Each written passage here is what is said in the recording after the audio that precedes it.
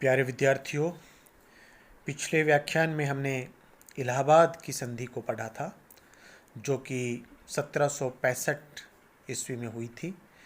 और बक्सर के युद्ध के बाद की जो परिस्थितियां बनी, चूँकि जैसा कि पिछले व्याख्यानों में मैंने आपको बताया कि बक्सर के युद्ध में ईस्ट इंडिया कंपनी ने भारत की 3 बड़ी शक्तियों की जो संयुक्त सेनाएं थी उनको पराजित किया, जिसमें मुग़ल सम्राट शाह आलम, बंगाल का नवाब, अवध का नवाब।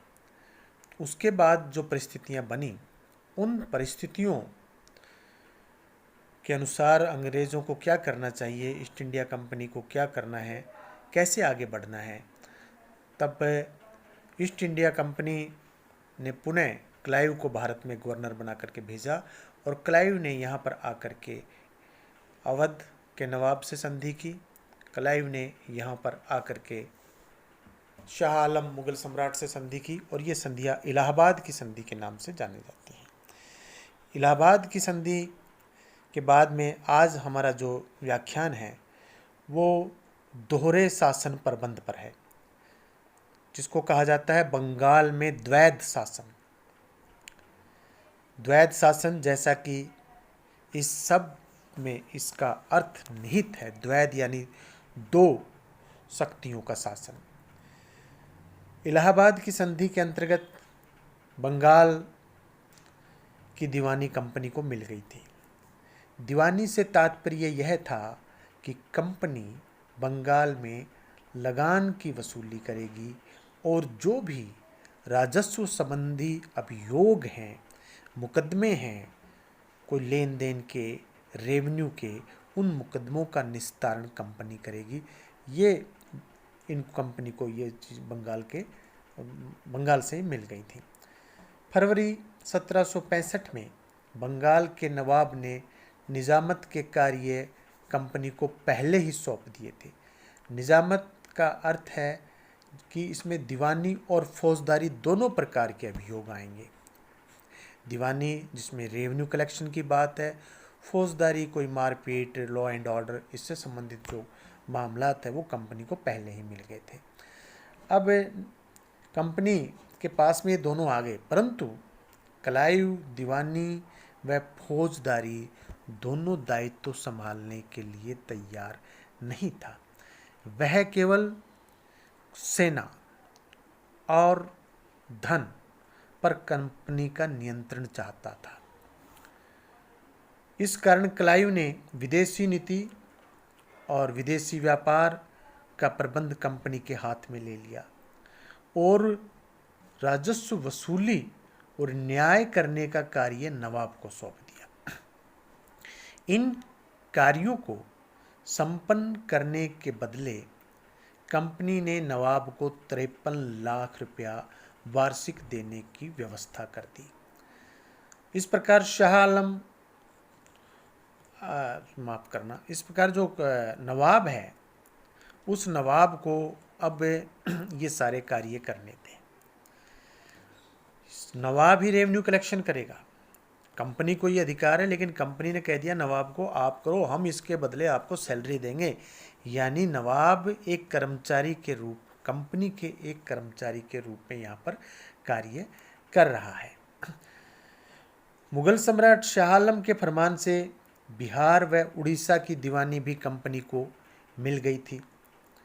इस कारण क्लाइव ने बिहार के लिए सिताब राय को नायब नाजिम बना दिया, बिहार के लिए सिताब राय को, और रज़ा खां को बंगाल का नायब नाजिम बना दिया।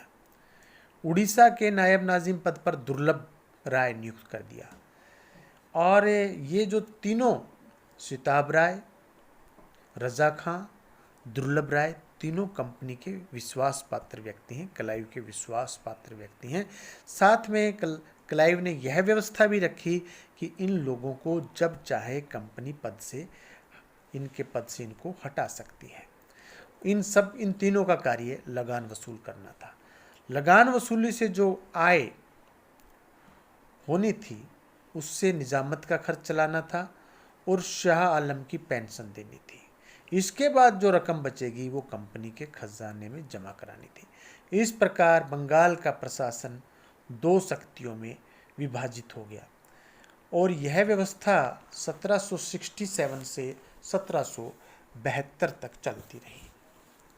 मैं पुनः बंगाल के द्वैत शासन को दूसरे शब्दों में दोहरा रहा हूँ कि बक्सर के युद्ध के पश्चात क्लाइव ने बंगाल में द्वैत शासन की शुरुआत की, जिसमें दीवानी यानी राजस्व यानी जो कलेक्शन है, रेवेन्यू कलेक्शन है, और निजामत जिसमें मैं दूसरे शब्दों में कहूँ तो पुलिस और जुडिशरी जो वर्क हैं, दोनों कंपनी के नियंत्रण में आ गए। दीवानी यानी कि टैक्स वसूली, निजामत यानी कि लॉ एंड ऑर्डर, ये दोनों कंपनी के नियंत्रण में आ गए।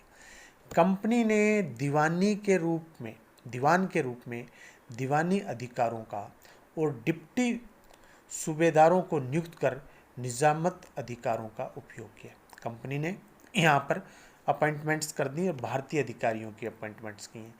कंपनी ने मुगल शासक से दीवानी हासिल किए थे, दीवानी कार्य और निजामत कार्य बंगाल के सूबेदार से। यहाँ ये बात मैं पुनः दोहरा रहा हूँ, रेखांकित करने योग्य बात है कि कंपनी ने दीवानी के अधिकार किससे प्राप्त किए? ये मुगल शासक यानी कि शाह आलम द्वितीय से प्राप्त किए थे। निजामत के अधिकार किससे प्राप्त किए? बंगाल के सूबेदार से प्राप्त किए थे। तो मुगल सम्राट से दीवानी ले ली, बंगाल के नवाब से निजामत का कार्य ले लिया। द्वैत शासन इसलिए कि प्रशासनिक दायित्व तो बंगाल के नवाब पर था, जबकि राजस्व वसूली का दायित्व ब्रिटिश ईस्ट इंडिया कंपनी पर। प्रशासन की रीट यानी कि धन, जो कि जिसको हम वित्त कहते हैं, किंतु 1765 में अगस्त के महीने में स्थापित द्वैत शासन व्यवस्था के अनुसार वित्त अर्थात कर वसूली का अधिकार कंपनी को मिला, जबकि प्रशासन नवाब के हाथों में बने रहने दिया। अब यहाँ ये देखने योग्य है, समझने योग्य बात है, दीवानी कंपनी को मिल गई है, लेकिन कंपनी अब यहाँ अंग्रेज अधिकारी नहीं है। कंपनी ने यहाँ पर भारतीय अधिकारियों को नियुक्त किया है। मैंने नाम लिया था सिताब राय, रजा खां, दुर्लभ राय, वो लोग कलेक्शन का कार्य करेंगे। अब कंपनी को इससे, जो द्वैत शासन व्यवस्था है, कंपनी को इससे बड़ा लाभ हुआ। क्या क्या लाभ हुआ कि बिना कोई उत्तरदायित्व ग्रहण किए कंपनी संप्रभु हो गई। कंपनी के को ना तो दीवानी का उत्तरदायित्व सीधे रूप से नहीं है, वो भारतीय अधिकारी अपॉइंट कर दिए, ना निजामत का उत्तरदायित्व, लेकिन रिमोट कंपनी के पास में है। और ये इस प्रकार का जो इन्होंने प्रबंध किया, अब सत्ता वास्तविक कंपनी के हाथ में है, लेकिन ऐसा प्रतीत होता है कि कंपनी के हाथ में सत्ता नहीं है, भारतीय लोग सत्ता को चला रहे हैं। इससे कंपनी की आर्थिक स्थिति बहुत मजबूत हुई। कंपनी का जो राजकोष है उसमें लगातार धन आता रहा और इस धन का उपयोग कंपनी ने अपनी सैन्य शक्ति को बढ़ाने में किया।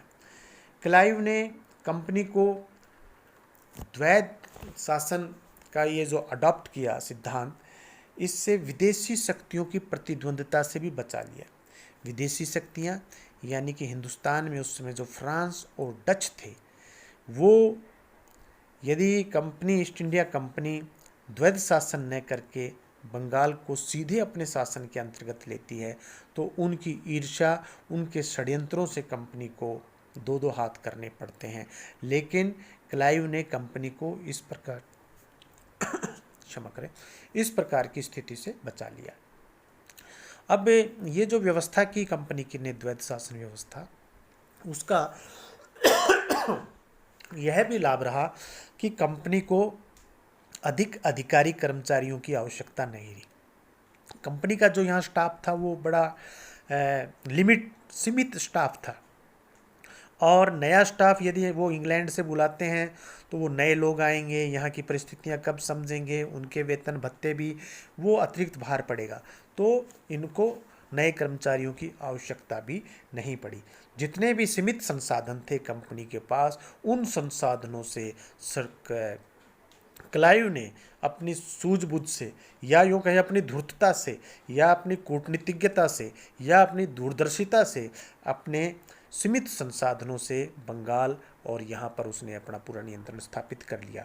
और इसका एक लाभ और हुआ कि अब हो क्या रहा था, अब कंपनी के जो अधिकारी हैं वो नवाब की आज्ञा का पालन नहीं कर रहे थे। नवाब है, उसके पास में शक्तियाँ नहीं थी, नवाब के पास में धन भी नहीं था। अब नवाब की जिम्मेदारी है लॉ एंड ऑर्डर की, नवाब की जिम्मेदारी है प्रजा की, लेकिन कंपनी के अधिकारी कर्मचारी नवाब के अधिकारी कर्मचारियों की नहीं मानते हैं और प्रजा इसके बीच में पिस रही है। और नवाब के स्वयं के अधिकारी कर्मचारी भी नवाब के प्रति फेथफुल नहीं है, क्योंकि उनको लग रहा है कि स्वयं नवाब के अस्तित्व पर ही प्रश्न चिन्ह है, तो फिर उनका अस्तित्व और कब तक बचेगा और कैसे बचेगा। इसलिए कंपनी के अलावा, कंपनी के अधिकारी तो लूटमार मचा ही रहे हैं, कंपनी के अलावा नवाब के अधिकारी कर्मचारी भी अब अपना तिजोरी भरने के अंदर लग गए हैं। अब द्वैत शासन व्यवस्था से देखिए क्लाइव कितने लाभ प्राप्त कर रहा है। एक और जो लाभ नया प्राप्त जिसका मैं जिक्र करूंगा, मराठों के प्रकोप से स्वयं को बचा लिया। मराठों और स्वयं के बीच में एक बफर स्टेट अवध बना दी। अब यदि अवध और बंगाल ये सारा ईस्ट इंडिया कंपनी ले लेती है तो मराठों से उलझना पड़ता है, तो मराठों उसने डिप्लोमेटिकली मराठों से भी अपने ईस्ट इंडिया कंपनी को बचाए हुए रखा। और अब बड़ी सूझबूझ से क्लाइव ने ईस्ट इंडिया कंपनी को एक व्यापारिक कंपनी ही बनाए रखा। ऐसा सारा रिमोट अपने हाथ में है, लेकिन बाहर से ऐसा प्रतीत होता है कि वो कोई राजनीतिक शक्ति नहीं है, वो एक व्यापारिक कंपनी है, व्यापार करने वाले लोग हैं। अब इससे बहुत सारी हानियां भी हुई। द्वैत शासन जो हुआ, इससे हानियां खासकर बंगाल को, बंगाल के निवासियों को, यहाँ के लोगों को, ये इनको बहुत ज़्यादा नुकसान द्वैत शासन के कारण उठाना पड़ा। रॉबर्ट क्लाइव एक कुशल सेनापति है, प्रशासक है, कूटनीतिज्ञ है, द्वैत शासन की स्थापना कर दी और बंगाल, उड़ीसा, बिहार में अंग्रेजों की शक्ति को उसने सुदृढ़ कर दिया। इस शासन प्रबंध से कंपनी की आय तो बढ़ गई, 30 लाख पाउंड की वृद्धि होगी, लेकिन कुछ समय बाद ही इस व्यवस्था के दोष सामने आने लगे। व्यावहारिक दृष्टि से द्वैत शासन पूर्ण रूप से असफल रहा। इसके परिणाम बुरे निकले। एक और प्रशासन का दायित्व उठाने में नवाब असमर्थ था, क्योंकि एक तो वह आर्थिक दृष्टि से कमजोर था, दूसरा उस पर कंपनी का नियंत्रण था, जबकि दूसरी ओर कंपनी के हाथों में शक्ति थी, लेकिन उसके पास प्रशासन का कोई दायित्व नहीं था। और इस प्रकार धीरे धीरे बंगाल का प्रशासन स्थिर पड़ने लगा।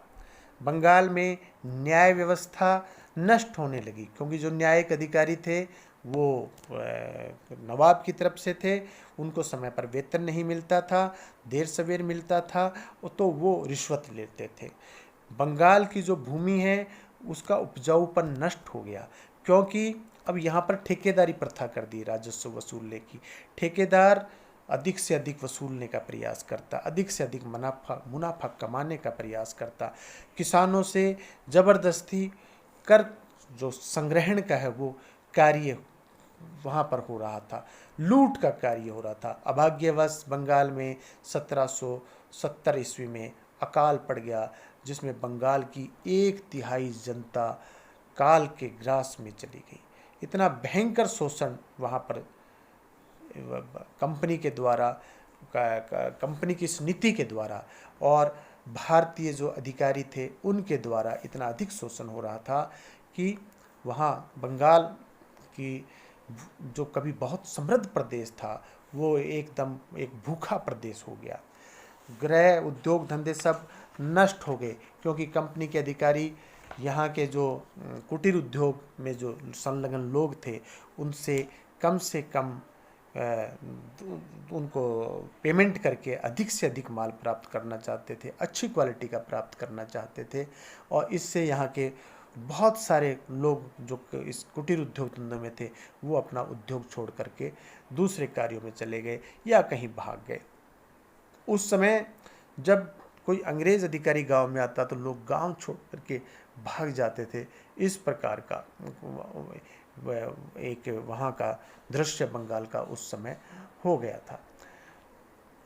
मुर्शिदाबाद का एक जो रेजिडेंट था उसने 1769 में एक बात लिखी, यह लिखा, यह देश जो अत्यधिक निरंकुश और स्वेच्छाचारी शासक के अंतर्गत भी फलता फूलता रहता था, आज विनाश की ओर अग्रसर है। तो ये द्वैध शासन का एक बहुत बड़ा नुकसान था, एक बहुत बड़ी खामी थी, और उस खामी का जो प्रभाव बंगाल की जनता पर, बंगाल के लोगों पर पड़ा। और अंत में फिर ये द्वैध शासन जो है, इस द्वैध शासन को वापस लेना पड़ा। और 1772 में वारेन हेस्टिंग्स ने इस द्वैध शासन को समाप्त किया, और उसने कहा, वारेन हेस्टिंग्स जो कि नया अधिकारी आया था क्लाइव के स्थान पर, कि इस व्यवस्था में बहुत दोष हैं। उसने दीवान जो मोहम्मद रजा खां था, सिताब राय था, दुर्लभ राय, उन सब को पदमुक्त कर दिया और शासन का संपूर्ण दायित्व कंपनी के हाथों में ले लिया। उसने मुर्शिदाबाद और पटना के जो राजस्व बोर्ड थे वो समाप्त कर एक राजस्व परिषद की स्थापना कर दी। जो भारतीयों को जो कलेक्टर्स के पदों पर जो रखा गया था, उनके स्थान पर अंग्रेजी अधिकारी नियुक्त कर दिए। इस प्रकार हेस्टिंग्स ने जो द्वैध शासन था उसको समाप्त कर उसके स्थान पर बंगाल को सीधे अपने बंगाल के शासन को सीधे अपने हाथों में ले लिया।